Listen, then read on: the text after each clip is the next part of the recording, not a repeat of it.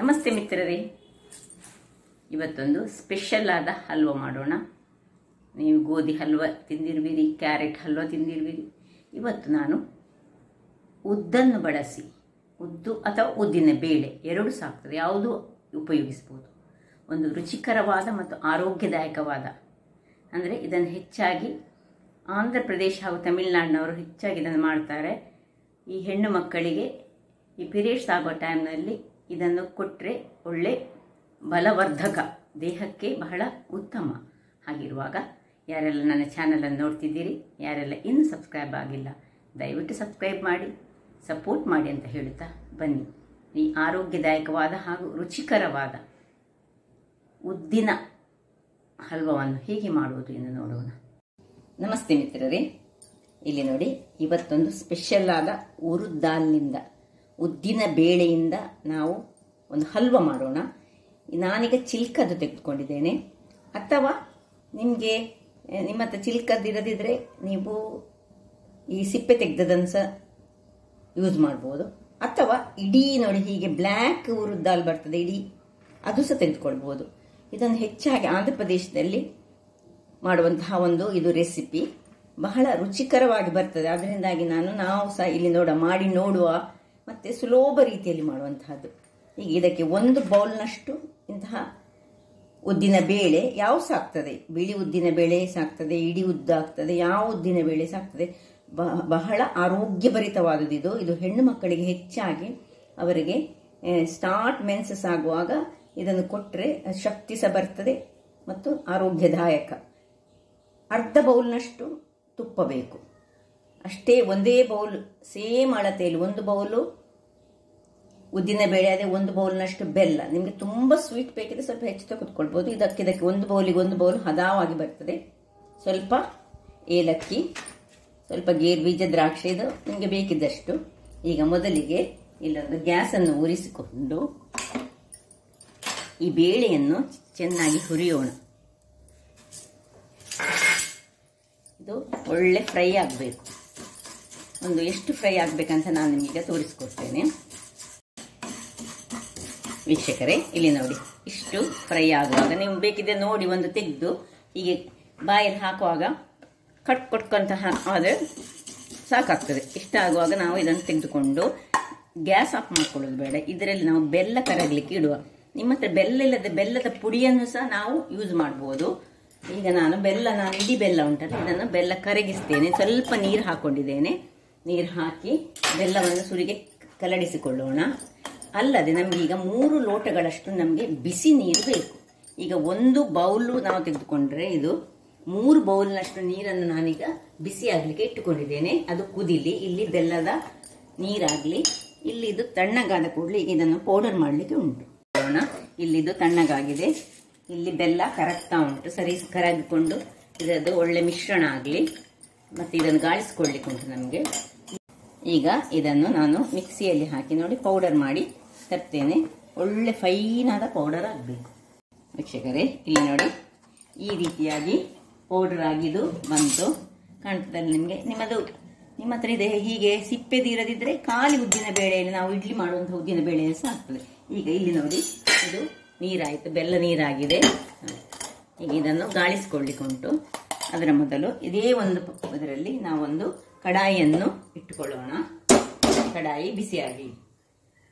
ವೀಕ್ಷಕರೇ ನೋಡಿ, ಇದರಲ್ಲಿ ಈ ಅರ್ಧ ಬೌಲಿನಷ್ಟು ತುಪ್ಪವನ್ನು ನಾವು ಇದರಲ್ಲಿ ಹಾಕೊಳ್ಳೋಣ. ತುಪ್ಪ ಬಿಸಿಯಾಗಲಿ. ಸ್ವಲ್ಪ ತುಪ್ಪ ಬಿಸಿ ಆಗುವಾಗ ನಾವು ಸ್ವಲ್ಪ ಉರಿಯನ್ನು ಸಣ್ಣದು ಮಾಡಿ ನೋಡಿ, ಈ ಮಿಕ್ಸಿ ಮಾಡಿಕೊಂಡಂತಹ ಪೌಡರನ್ನು ಇದಕ್ಕೆ ಹಾಕ್ಕೊಂಡು, ಉರಿ ಸಣ್ಣದಿರಲಿ, ಇದರಲ್ಲಿ ಹಾಕ್ಕೊಂಡು ಇದರಲ್ಲಿ ಚೆನ್ನಾಗಿ ಕಲಡಿಸ್ಕೊಳ್ಳೋಣ.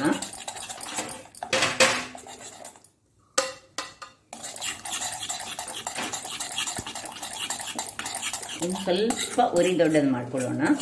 ಗಂಟು ಕಟ್ಟಬಾರ್ದು. ಆ ಕಾರಣಕ್ಕಾಗಿ ಉರಿಯನ್ನು ಸಣ್ಣದು ಮಾಡಲಿಕ್ಕೆ ಹೇಳಿದ್ದು ನಾನು.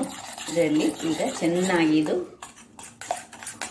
ಕದಡಿಕೊಳ್ಬೇಕು, ಬೇಯಬೇಕು. ಇದರಲ್ಲಿ ಬೇಯಲಿಕ್ಕಾಗುವಾಗ ಇನ್ನೀಗ ಇದಕ್ಕೆ ಸ್ವಲ್ಪ ಬಿಸಿ ನೀರು ಹಾಕ್ಲಿಕ್ಕೆ ಉಂಟು. ಸ್ವಲ್ಪ ಗಟ್ಟಿ ಆಗ್ತಾ ಬರುವಾಗ ಇದನ್ನು ಹೀಗೆ ತಿರುಗಿಸ್ತಾ ಇರಬೇಕು. ಇದು ಇದರಲ್ಲೇ ತುಪ್ಪದಲ್ಲೇ ಒಳ್ಳೆ ಬೇಯಬೇಕು. ಅಷ್ಟೊತ್ತಿಗೆ ಇಲ್ಲಿ ನಾವು ಈಚೆ ಸ್ವಲ್ಪ ಬಾಣಲೆಯಲ್ಲಿ ಒಂದು ಸ್ವಲ್ಪ ತುಪ್ಪವನ್ನು ಹಾಕ್ಕೊಂಡು ನಾವು ದ್ರಾಕ್ಷಿ ಹಾಗೂ ಗೇರು ಬೀಜವನ್ನು ಹುರಿದುಕೊಳ್ಳೋಣ.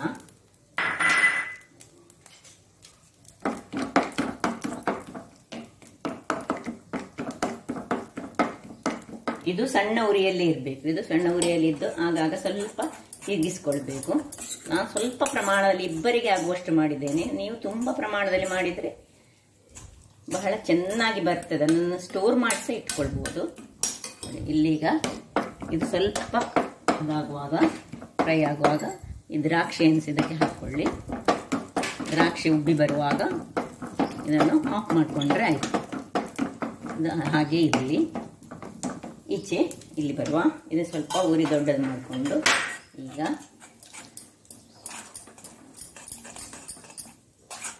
ಇದರಲ್ಲಿ ಇದು ಬೇಯುವುದು ಮುಖ್ಯ. ಯಾಕೆಂದರೆ ನಾವು ಉದ್ದಿನ ಬೇಳೆಯ ಹಲ್ವವನ್ನು ಮಾಡ್ತಿದ್ದೇವೆ. ಆದ್ದರಿಂದಾಗಿ ಈಗ ಈ ಹೊತ್ತಿನಲ್ಲಿ ಒಂದು ಸ್ವಲ್ಪ ನೀರನ್ನು ಇದಕ್ಕೆ ಹಾಕೊಳ್ಳಿಕ್ಕೆ ಉಂಟು. ಇಲ್ಲಿ ನೋಡಿ ಕಲರ್ ಈಗ ಚೇಂಜ್ ಆಗ್ತಾ ಬಂತು. ಬ್ರೌನ್ ಕಲರಲ್ಲಿ ಬಂತು. ಆಗ ಇದ್ದ ಕಲರ್ ಬೇರೆ. ಈ ಹೊತ್ತಿನಲ್ಲಿ ಈ ಬೆಲ್ಲದ ನೀರನ್ನು ಇದಕ್ಕೆ ಹಾಕೊಳ್ಳೋಣ. ನಾವು ಸ್ವಲ್ಪವೇ ಹಾಕೊಂಡು ಇದನ್ನು ಕುದಿಸ್ಕೊಳ್ಳೋಣ. ಇದರಲ್ಲೇ ಅದಾಗಬೇಕು. ಈಗ ಬೆಲ್ಲದ ಹುಡಿ ಇದ್ದರೆ ಈ ಹೊತ್ತಿನಲ್ಲಿ ಹುಡಿ ಹಾಕಿ ಅದರೊಟ್ಟಿಗೆ ನೀರನ್ನು ಸ್ವಲ್ಪ ಬಿಸಿ ನೀರನ್ನು ಹಾಕೊಳ್ಬೇಕು. ನಮ್ಮ ಹತ್ರ ಈಗ ನಾವು ಬೆಲ್ಲದ ನೀರನ್ನು ಮಾಡಿದ್ದೇವೆ. ಆದ್ದರಿಂದಾಗಿ ಬಿಸಿ ನೀರು ಅಗತ್ಯ ಇದ್ದರೆ ಮಾತ್ರ ಹಾಕ್ಕೊಳ್ಬೇಕು. ನಾವು ಬಿಸಿ ನೀರನ್ನು ಮಾಡಿಟ್ಟುಕೊಳ್ಬೇಕು ಯಾವಾಗಲೂ. ಸಪೋಸ್ ಅಗತ್ಯ ಇದ್ದರೆ ಹಾಕ್ಕೊಳ್ಬೋದು. ಈಗ ನೋಡಿ ಇನ್ನು ಸ್ವಲ್ಪ ಬೆಲ್ಲದ ನೀರನ್ನೇ ಹಾಕ್ಕೊಳ್ತಿದ್ದೇನೆ ನೀರಿನ ಬದಲು. ನಾನು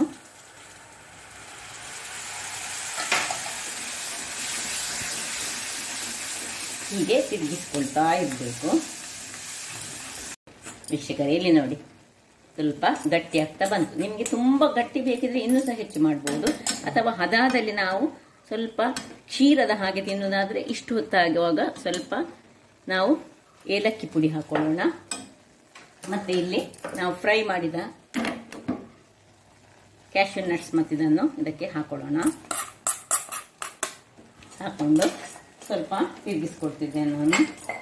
ನೋಡಿ ಹೇಗೆ ಗಟ್ಟಿ ಬಂದು ನೋಡಿ, ಬಹಳ ಟೇಸ್ಟಿಯಾಗಿ ಬರ್ತದೆ. ನಮ್ಮ ಕರಾವಳಿಯವರು ಗೋಧಿ ಹಲ್ವಕ್ಕೆ ಬಹಳ ಫೇಮಸ್ ಅಲ್ಲ. ಈ ಹಲ್ವ ಸಹ ಆ ಗೋಧಿ ಹಲ್ವದ ಹಾಗೇ ಬರ್ತದೆ. ಅಷ್ಟೇ ರುಚಿಕರವಾಗಿರ್ತದೆ. ಬಹಳ ಚೆನ್ನಾಗಿ ಆಗ್ತದೆ. ನೋಡಿ ಈ ಹೊತ್ತಲ್ಲಿ ಇನ್ನು ಸ್ವಲ್ಪ ಆಗಬೇಕಿದು. ಈಗ ನೋಡಿ ಹೀಗೆ ಬರುವಾಗ ನೋಡಿ ಹೀಗೆ ಕಾಣ್ತದೆ. ಕಣದಲ್ಲಿ ಬರ್ತದೆ. ಇದನ್ನು ಒಂದು ತಟ್ಟೆಗೆ ಹಾಕೊಳ್ಳೋಣ. ಅಥವಾ ನೀವು ಇದನ್ನು ಸ್ವಲ್ಪ ಇದೇ ಪಾತ್ರೆಯಲ್ಲಿ ತಣಿಲಿಕ್ಕೆ ಬಿಡ್ಬೋದು. ಅಥವಾ ಹೀಗೆ ನೋಡಿ ಒಂದು ತಟ್ಟೆಗೆ ನಾವು ಹಾಕೊಂಡ್ರೆ ಸ್ವಲ್ಪ ಗಟ್ಟಿಯಾದ ಮೇಲೆ ತೆಗೆದುಕೊಳ್ಬೋದು. ಅಥವಾ ನಿಮಗೆ ಹೀಗೆ ತಿನ್ಬೇಕಾದ್ರೆ ತಟ್ಟೆಗಳಿಗೆ ಒಂದು ಸಣ್ಣ ತಟ್ಟೆಗಳಿಗೆ ಹಾಕೊಂಡ್ರೆ ಸಹ ನಡೀತದೆ. ವೀಕ್ಷಕರೇ ಇಲ್ಲಿ ನೋಡಿ ಹೇಗೆ ಬಂತು ನೋಡಿ. ನಾನು ಸ್ವಲ್ಪ ಪ್ರಮಾಣದಲ್ಲಿ ಮಾಡಿದ್ದೇನೆ. ಇದನ್ನು ಹೆಣ್ಣು ಮಕ್ಕಳಿಗಂತ ಕೊಟ್ಟರೆ ಬಹಳ ಉತ್ತಮ. ಆರೋಗ್ಯಕ್ಕೆ ಬಹಳ ಉತ್ತಮ. ಯಾರಿಗೆ ಸ್ವಲ್ಪ ಹೆಚ್ಚು ಈ ಮೆನ್ಸಸ್ನ ಟೈಮ್ನಲ್ಲಿ ಬ್ಲಡ್ ಫ್ಲೋ ತುಂಬ ಇರ್ತದೆ ಅಂಥವರಿಗೆ ಇದನ್ನು ನಾವು ಹೀಗೆ ಸ್ವಲ್ಪವಾಗಿ ಒಂದು ನೋಡಿ ಹೀಗೆ ಗಟ್ಟಿ ಈ ರೀತಿಯ ಗಟ್ಟಿಯಲ್ಲಿ ಬರ್ತದೆ. ಇದೊಂದು ಥರದ ಲೇಹದ ಹಾಗೆ ಬರ್ತದೆ. ಹಲ್ವಾ ಆದರೆ ಸಹ ನೋಡಿ ಹೀಗೆ ಒಂದು ಸಾಧಾರಣ ದಿನಕ್ಕೆ ಒಂದು ಇಷ್ಟಿಷ್ಟು ನಾವು ಮಕ್ಕಳಿಗೆ ತಿನ್ನಲಿಕ್ಕೆ ಕೊಟ್ಟರೆ ಆರೋಗ್ಯಕ್ಕಂತೂ ಬಹಳ ಉತ್ತಮ. ಈವನ್ ಯಾರಿಗೆ ರಕ್ತಹೀನತೆ ಉಂಟು ಅಂಥವ್ರು ಸಹ ಇದನ್ನು ತೆಗೆದುಕೊಳ್ಬಹುದು. ಹಾಗಾದರೆ ನನ್ನ ಈ ಕುಕಿಂಗ್ ಚಾನಲ್ ನಿಮಗೆ ಇಷ್ಟ ಆದರೆ ಬೋಳೂರು ಸುವರ್ಣ ಚಾನಲನ್ನು ಲೈಕ್ ಮಾಡಿ, ಶೇರ್ ಮಾಡಿ ಹಾಗೂ ಸಬ್ಸ್ಕ್ರೈಬ್ ಮಾಡಿ ಹಾಗೂ ನನ್ನ ಇನ್ಸ್ಟಾಗ್ರಾಮ್ ಪೇಜನ್ನು ಫಾಲೋ ಮಾಡಿ. ಧನ್ಯವಾದಗಳು.